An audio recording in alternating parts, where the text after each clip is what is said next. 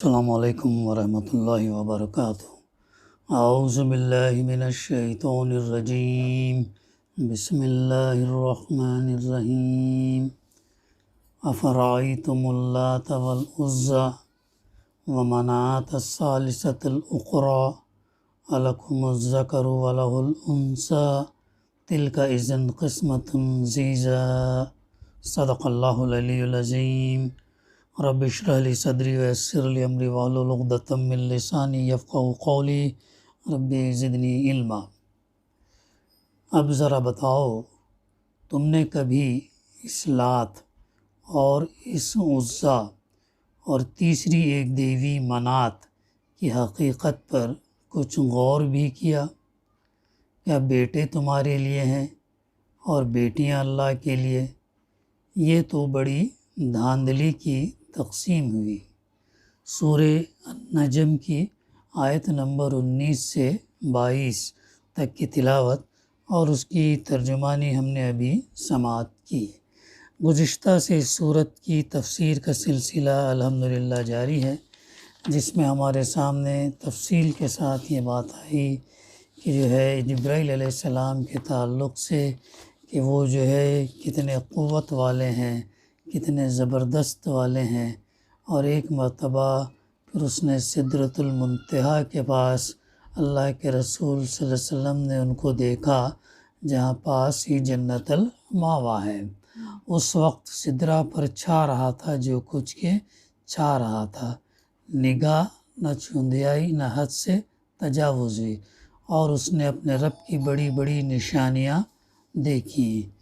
یعنی اللہ کے رسول صلی اللہ علیہ وسلم نے روایات میں جو بات آتی ہے کہ 2 دفعہ جبرائیل علیہ السلام کو ان کی اصلی شکل میں دیکھا۔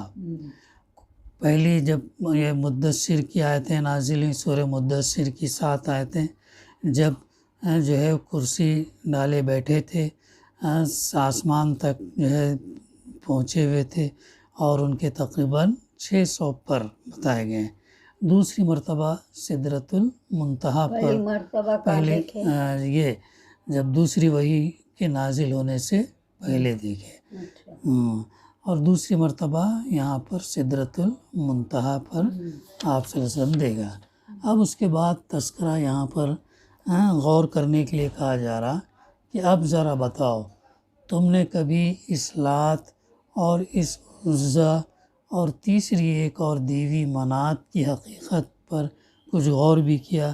یہ دراصل تفسیر ہے، جو تعلیم اللہ کے رسول صلی اللہ علیہ وسلم تم کو دے رہے ہیں، اس کو تو تم لوگ گمراہی اور بدراہی اور جو ہے ہمارے دین سے پھر گئے ہیں، نیا دین پیش کر رہے ہیں، ایسی باتیں جو ہے تم قرار دیتے ہیں۔ حالانکہ یہ علم جو آپ کو دیا گیا ہے وہ اللہ تعالیٰ کی طرف سے دیا جا رہا ہے، اور اللہ ان کو آنکھوں سے وہ حقائق دکھا چکا جن کی شہادت وہ تمہارے سامنے دے رہے ہیں۔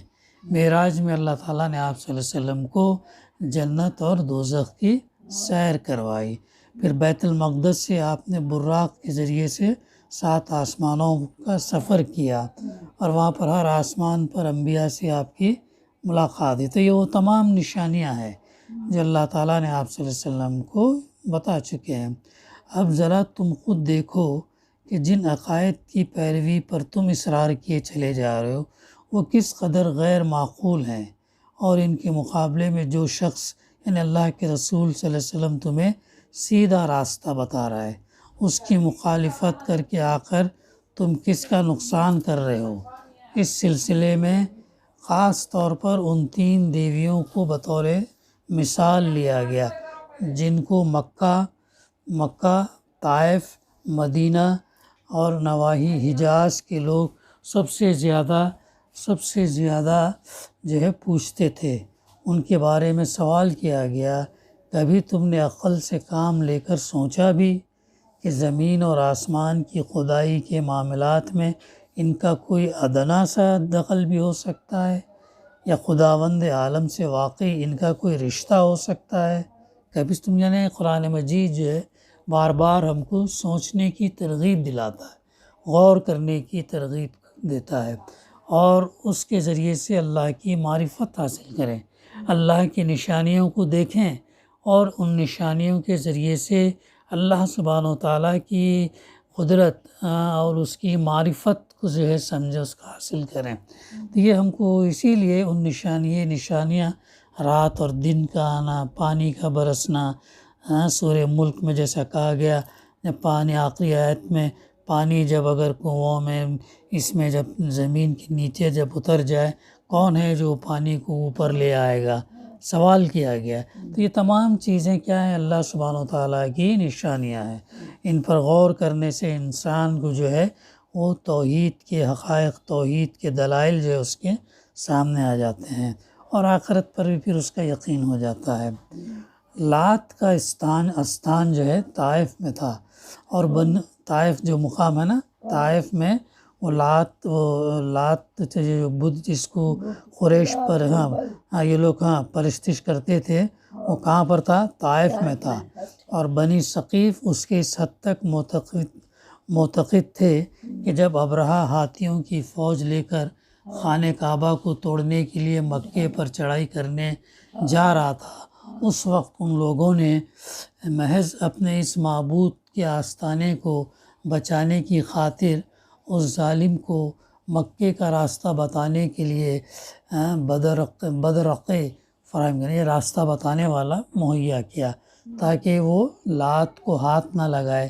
حالانکہ تمام اہل عرب کی طرح ثقیف کے لوگ بھی یہ مانتے تھے کہ کعبہ اللہ کا گھر ہے، لیکن جب ابرہہ کی فوج آئی تو اپنے لات بت کو بچانے کے لیے انہوں نے ان سے معاہدہ کیا ابرہہ سے، اور راستہ بتانے والے کو متعین کر کے ساتھ میں بھیجا۔ لات کے معنی اہل علم کے درمیان اختلاف ہے۔ ابن جریر طبری کی تحقیق یہ ہے کہ یہ اللہ کی تانیث ہے، یعنی اصل میں یہ لفظ اللہ للہتن تھا جسے لات کر دیا گیا۔ زمخشری کے نزدیک یہ لوا یا لوی سے مشتق ہے، جس کے معنی مڑنے اور کسی کی طرف جھکنے کے ہیں۔ چونکہ مشرکین عبادت کے لیے اس کی طرف رجوع کرتے اور اس کے آگے جھکتے اور اس کا طواف کرتے تھے، اس لیے اس کو لات کہا جانے لگا۔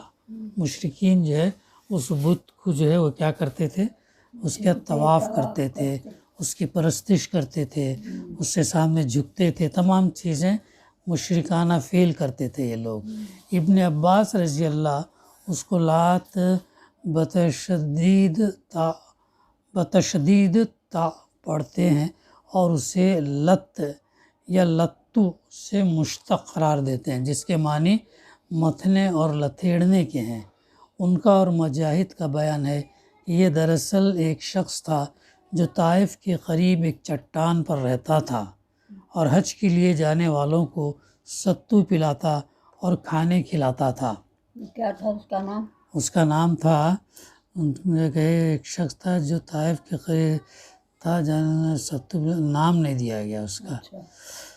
جب وہ مر گیا تو لوگوں نے اسی چٹان پر اس کا استھان بنا لیا اور اس کی عبادت کرنے لگے، مگر لات کی یہ تشریح ابن عباس اور مجاہد جیسے بزرگوں سے مروی ہونے کے باوجود دو وجہ سے قابل قبول نہیں ہے۔ ایک یہ قرآن میں اسے لات کہا گیا نہ کہ لاتا، دوسرے یہ کہ قرآن مجید ان تینوں کو دیویاں بتا رہا ہے، اور اس روایت کے روح سے لات مرد تھا نہ کہ عورت، اور اس روایت کی روح سے لات مرد تھا نہ کہ عورت۔ یہ ہے اس کی بہرحال تشریح، یہ اس کے مختلف معنی جو ہے لات کے آتے ہیں اور اس کا بس ہے، تو یہ اس کی پرستش کرتے تھے۔ دوسرا عزا عزت سے ہے اور اس کے معنی عزت والی کے ہیں۔ یہ قریش کی خاص دیوی تھی اور اس کا استان مکے اور طائف کے درمیان وادی نخلا میں حراس کے مقام پر واقع تھا۔ نخلا کی جائے وقوع کے لیے اس کا مفسر نے دوسرے مقام پر اس کا تذکرہ کیا سورہ اعقاف کے اندر۔ بنی ہاشم کے حلیف قبیلے بنی شیبان کے لوگ اس کے مجاور تھے۔ قریش اور دوسرے قبائل کے لوگ اس کی زیارت کرتے اور اس پر نظریں چڑھاتے اور اس کے لیے قربانیاں کرتے تھے۔ کعبہ کی طرح اس کی طرف بھی ہدئی کے جانور لے جائے جاتے اور تمام بتوں سے بڑھ کر اس کی عزت کی جاتی۔ ابن ہشام کی روایت ہے کہ ابو جب مرنے لگا تو ابو لہب اس کی عیادت کے لیے گیا، دیکھا کہ وہ رو رہا ہے۔ ابو لہب نے کہا، کیوں روتے ہو ابو احیہ، کیا موت سے ڈرتے ہو؟ حالانکہ وہ صبح ہی کو آنی ہے۔ اس نے کہا، خدا کی قسم میں موت سے ڈر کر نہیں روتا، بلکہ مجھے یہ غم کھائے جا رہا ہے کہ میرے بعد عزا یعنی جو بت ہے اس کی پوجا کیسے ہوگی۔ اس بات پر رو رہا تھا دیکھو وہ۔ تو ابو لہب بولا، اس کی پوجا نہ تمہاری زندگی میں تمہاری خاطر ہوتی تھی اور تمہارے بعد اسے چھوڑا جائے گا۔ ابو احیہ نے کہا، اب مجھے اطمینان ہو گیا کہ میرے بعد کوئی میری جگہ سنبھالنے والا ہے۔ یہ ان کے ہاں اس کی قدر تھی، پوزیشن تھی یہ بتوں کی، جس کا تذکرہ جو ہے یہاں پر کیا گیا۔ اور آخر میں جب سجدہ آیا تو جو لوگ حرم میں اس صورت کو سن رہے تھے تو وہ لوگوں نے سجدہ کیا اللہ کے رسول صلی اللہ علیہ وسلم کے ساتھ میں۔ پوچھا گیا تو انہوں نے کہا کہ بھئی چونکہ ہم نے اس لیے کیا، اس میں لات عزا کا کچھ جو ہے تذکرہ آیا ہے، لات عزا اور منات کا، اس لیے ہم نے سجدہ کیا۔ ایسا وہ لوگوں نے یہ، حالانکہ کلام کی حقانیت سے وہ مرعوب ہوئے تھے، سن کے اس جو ہے وہ بہت جو ہے اس سے مرعوب ہوئے تھے، لیکن عذر الگ پیش کیا انہوں نے۔ تیسرا بت جس کا تذکرہ کیا گیا ہے وہ منات کا ہے۔ منات کا استان مکہ اور مدینہ کے درمیان بحر احمر کے کنارے خدید کے مقام پر تھا، اور خاص طور پر خزاع اور اوس اور خزرج کے لوگ اس کے بہت معتقد تھے۔ یہ دو قبیلے ہیں جو سالوں سال تک لڑتے رہے۔ اللہ کے رسول صلی اللہ علیہ وسلم آنے کے بعد ان کے دل جو ہے مل گئے اور دین اسلام سے جو ہے وہ سرفراز ہوئے، اور پھر جو ہے حیرت انگیز کام جو ہے پھر بعد میں لوگوں نے انجام دیا۔ اس کا حج اور طواف کیا جاتا اور اس پر نظر کی قربانیاں چڑھائی جاتی تھیں۔ زمان حج میں جب حجاج طواف بیت اللہ اور عرفات اور منی سے فارغ ہو جاتے تو وہیں سے منات کی زیارت کے لیے لبیک لبیک کی صدائیں بلند کر دی جاتی، اور جو لوگ اس دوسرے حج کی نیت کر لیتے وہ صفا اور مروہ کے درمیان سعی نہ کرتے تھے۔ جاہلیت کے اندر بھی ان کا کیا تھا؟ حج تھا ان کا۔ جاہلیت کے اندر بھی قربانی دیتے تھے، برہنہ طواف کرتے تھے، قربانی کا گوشت اور خون خانہ کعبے کی دیوار کو لگاتے تھے۔ ایسا تو اللہ تعالیٰ بھی یہ بتا رہا ہے، یہی بتائیں ایسا ان آیات کے اندر کہ اب ذرا بتاؤ تم نے کبھی اس لات اور اس عزا اور تیسری ایک اور دیوی منات کی حقیقت پر کبھی غور کیا؟ کبھی غور کیا؟ سوال ہے یہاں پر۔ سوال کس سے ہے؟ پڑھنے والوں سے۔ نہیں پڑھیں گے تو ایسا ہی رہے گا، بغیر سوچے سمجھے پڑھیں گے تو بس پڑھ کے آگے نکل جائیں گے ثواب کی غرض سے۔ تو اللہ تو سوال کر رہا ہے، یہاں دیکھو کوسچن مارک ہے ادھر۔ کبھی غور کیا؟ کب غور کریں گے؟ جب ہم اس کے معنی، جب اس کو ہم سمجھیں گے تو غور کریں گے، تب ہمارا ذہن دوڑے گا، ہماری عقل دوڑے گی، ہم سوچیں گے بھئی کیا ہے یہ۔ نہیں تو ایسے ہی پڑھنے سے کچھ سمجھ میں آئے گا؟ نہیں، ایسا ہوگا معاملہ۔ اس لیے قرآن مجید کو سمجھ کر پڑھنا، اس لیے تاکہ ہم اس کے اوپر جو عمل کر سکیں، اور عمل کرتے ہوئے اس پیغام کو لوگوں تک پہنچانا، یہ ہے اس کا مقصد۔ پھر آگے فرمایا جا رہا، آگے انہوں نے کیا کیا؟ تل کا اذن قسمت ضیزا، کیا بیٹے تمہارے لیے اور بیٹیاں اللہ کے لیے؟ یہ لوگ جیسے تقسیم کرتے تھے، کیا کہ انہوں نے یعنی ان دیویوں کو تم نے اللہ رب العالمین کی بیٹیاں قرار دے لیا، اور یہ بیہودہ عقیدہ ایجاد کرتے وقت تم نے یہ بھی نہ سوچا کہ اپنے لیے تو تم بیٹی کی پیدائش کو ذلت سمجھتے ہو اور چاہتے ہو کہ تمہیں اولاد نرینہ ملے، مگر اللہ کے لیے تم اولاد بھی تجویز کرتے ہو تو بیٹیاں۔ حالانکہ بیٹیوں کے ساتھ ان کا رویہ کیسا تھا؟ کیا کرتے تھے وہ لوگ؟ زندہ دفن کر دیتے تھے، مار دیتے تھے. ہاں تو ایسا ان کا یہ تھا. لیکن اب بیٹیوں کو کیا کہ اللہ کی طرف یہ کر دیے، اور بیٹوں کے لیے جو ہے اپنے لیے یہ کیے، تقسیم کر لیے. یہ ہے تو اللہ تعالیٰ فرما رہا تِلْکَ اِذًا قِسْمَةٌ ضِیزَیٰ، یہ تو ایک بڑی دھاندلی کی تقسیم ہوئی، یہ تو بڑی دھاندلی کی تقسیم ہوئی. پھر آگے ان ہی الا اسماء سمیتموها انتم وآباؤکم ما انزل اللہ بها من سلطان ان یتبعون الا الظن وما تهوى الانفس وَلَقَدْ جَاءَهُم مِّن رَّبِّهُمُ الْهُدَىٰ. دراصل اب اللہ اس کا جواب دے رہا ہے، یعنی اصل میں یہ لوگوں کی وجہ کیا ہے؟ دراصل یہ کچھ نہیں ہے مگر بس چند نام ہے جو تم نے اور تمہارے باپ دادا نے رکھ لیے ہیں. لات، عزا اور منات جو تم نے کیے ہیں یہ کچھ نہیں ہے، بس یہ چند نام ہے. سورہ نوح کا جب ہم مطالعہ کرتے تو وہاں پر بھی کیا کیا تھا ان کی قوم نے؟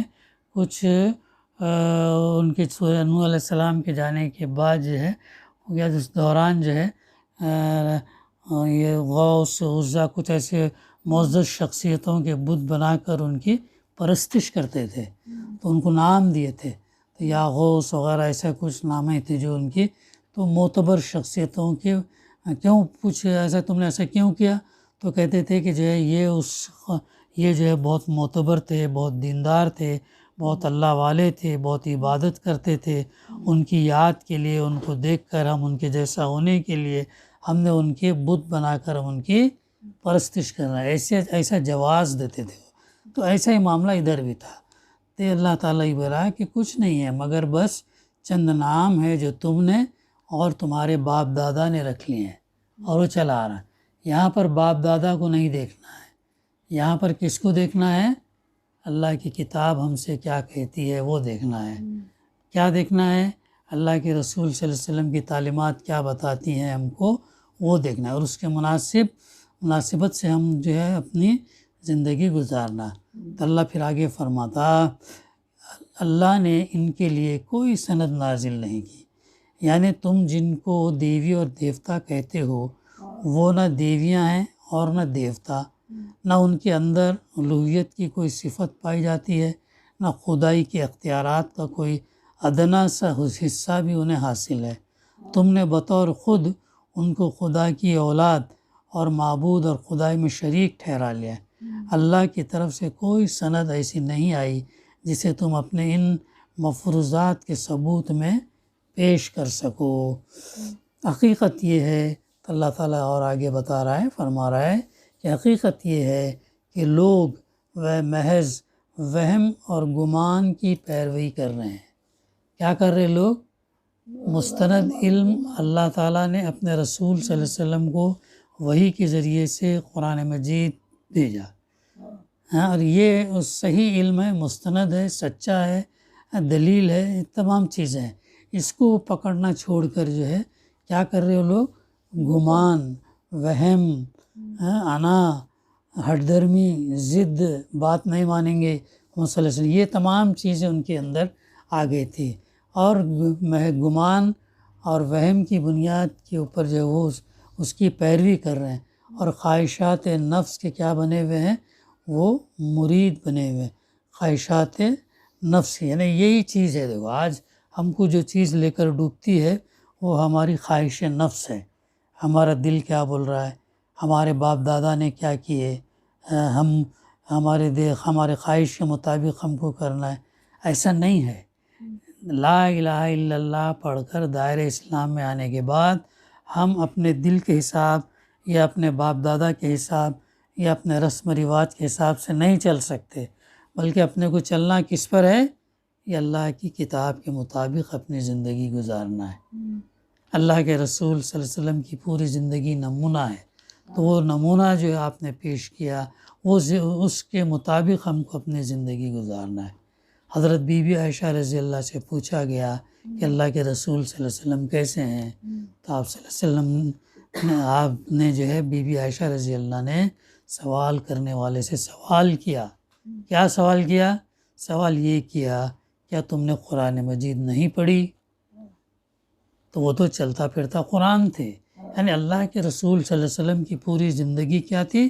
اس کے مطابق تھی، اور یہی درس، یہی تعلیم، یہ تربیت آپ صلی اللہ علیہ وسلم نے صحابہ کے اندر ڈالی، صحابہ سے ہم تک یہ چیز پہنچی ہے۔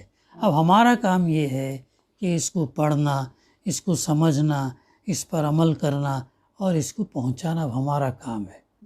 اگر ہم خالی ایسا ہی بغیر سوچے سمجھے پڑھیں گے تو اللہ جن باتوں کو کہہ رہا ہے کہ تم غور کیوں نہیں کرتے، تم سمجھتے کیوں نہیں، کیا تمہارے دلوں کے اوپر تالے پڑے ہوئے ہیں؟ ہاں، کیسی یہ بات کہہ رہا ہے اللہ تعالیٰ؟ ہاں، تو یہ اسی لیے جو ہے قرآن مجید کا روزانہ ہمارا مطالعہ ہونا چاہیے۔ جیسے ناشتہ دوپہر کا، رات کا ہم کھاتے ہیں زندہ رہنے کے لیے، ہاں، بھوک مٹانے کے لیے اور ہمارے جسم کو طاقت توانائی دینے کے لیے، تو یہ ہمارے ایمان کو جو ہے تازگی بخشے گی، یہ ہمارے ایمان کو مضبوط کرے گی، یہ ہمارے لیے جو ہے رہنمائی کرے گی، راستہ بتائے گی۔ یہ ہماری روز کی جو زندگی امتحان کی زندگی ہے، اس امتحان کی زندگی کے اندر یہ ہمیں بتائے گی کہ تم کو کیا کرنا ہے اور کیا نہیں کرنا ہے۔ اس کے لیے ضروری ہے کہ ہم جو ہے فرائض کی پابندی کرتے ہوئے اس کتاب کا مطالعہ جو ہے ہم کو جاری رکھنا ہے۔ 2 آیت 3 آیت ترجمہ پڑھے، تفسیر پڑھے، یہ چیز جو ہے جاری رکھنا ہے۔ تو کیا ہے، ہاں، تو اس کی تفسیر میں اور مفسر لکھتے ہیں ان کی گمراہی کے بنیادی وجود 2 ہیں، لکھتے ہیں۔ ایک یہ کہ وہ کسی چیز کو اپنا عقیدہ اور دین بنانے کے لیے علم حقیقت کی کوئی ضرورت محسوس نہیں کرتے، بلکہ محض قیاس اور گمان سے ایک بات فرض کر لیتے ہیں اور پھر اس پر اس طرح ایمان لے آتے ہیں کہ گویا وہی حقیقت ہے۔